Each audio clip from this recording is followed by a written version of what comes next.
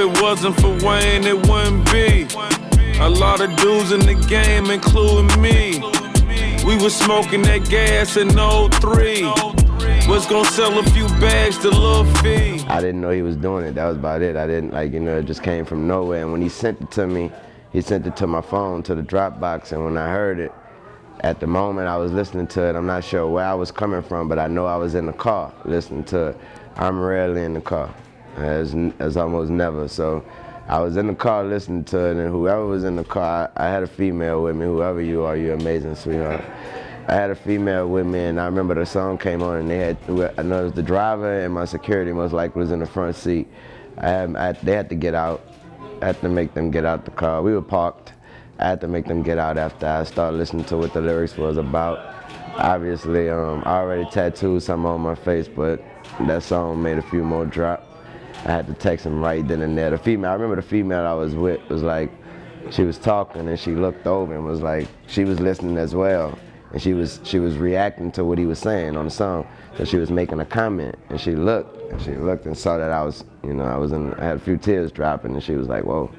I remember her like rubbing my back, and I remember hitting him up like, man, yeah, this one right here, I don't even know where this came from. This is amazing. Let's talk about the intro to that record, because it was from a conversation that y'all had previously. It was from old footage or something, right, Chainz? So, I went on tour with Wayne, the I Am Music tour, 07 and 08. We did Duffle Bag Boys in 07. And so I remember him like calling me one day basically saying that if I don't come out there, he gonna do my verse for me because he couldn't just stop with the hook type of shit, you know what I'm saying? So, at this time I'm in Player Circle, I'm in DTP, you know what I mean? And although I didn't want to seem like I was click hopping, I wanted to take this opportunity and make the best out of it, you know what I'm saying? So in the intro you hear, that's where I kind of met Drake at, you know what I'm saying? Because I had been around Wayne before 07, you know what I'm saying? I had been around him before like 07, 08, you dig what I'm saying? But like, I remember when I first seen Drake, I damn near thought he was like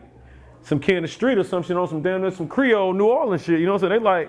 They like, bro, from county, you know what I'm saying? So, you know what I'm saying? But I go on tour and I just start picking up a lot on tune. I'm very observant, you know what I'm saying? I started picking up on kind of like his work ethic, because at the time I had a studio, but I wasn't using it every day. We damn near was just trapping out our studio. It wasn't making sense.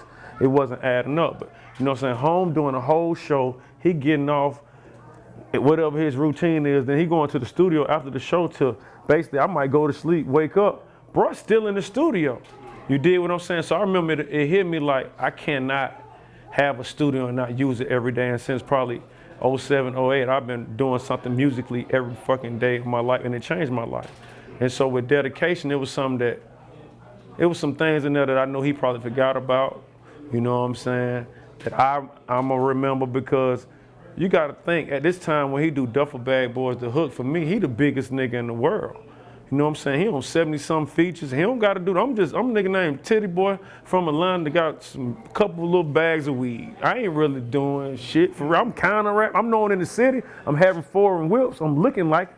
But you know what I'm saying? I ain't really doing. So I come to him, you know what I'm saying, home. He blessed me with this hook, you know what I'm saying? This early. This ain't even no auto-tune on this shit. This just straight like home. And I'll never forget, I know he probably forgot this shit. I go to Miami the day I go to Miami, we go straight to the mall. And you ask me if I heard the song yet, because I hadn't even, we go straight, it's me, you, and Ted. This back when we super just cool. We go to the mall on some Prada shit. Sidebar.